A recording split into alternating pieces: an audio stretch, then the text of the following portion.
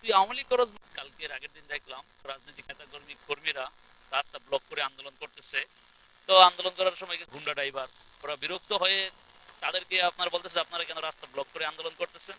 তো এই জন্য আন্দোলনকারীরা তাকে কি বললো যে তুই আওয়ামী লীগ তুই ছাত্রলীগ করস, মানে তার যে প্রতিবাদটা ছিল যে আপনি কেন রাস্তা ব্লক করলেন, এই প্রতিবাদকারীকে তুই আওয়ামী লীগ করস বলে দমাই দিল এবং তার প্রতিবাদটাকে সে স্তব্ধ করে দিল, বন্ধ করে দিল।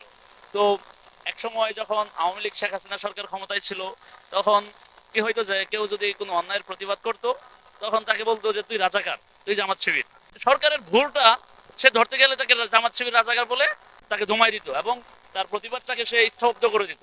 এখন সেই আগের মতো আবার ট্র্যাকিং এর রাজনীতি শুরু হচ্ছে যে কেউ অন্যায়ের প্রতিবাদ করলে এখন রাজাকার বলে না, এখন বলে তুই আওয়ামী লীগ, তুই ছাত্রলীগ। মানে এটা বলে কোনো অন্যায়কারী তার অন্যায়টাকে বৈধতা দিতে চায় এবং প্রতিবাদকারীকে দুর্বল করতে চায়।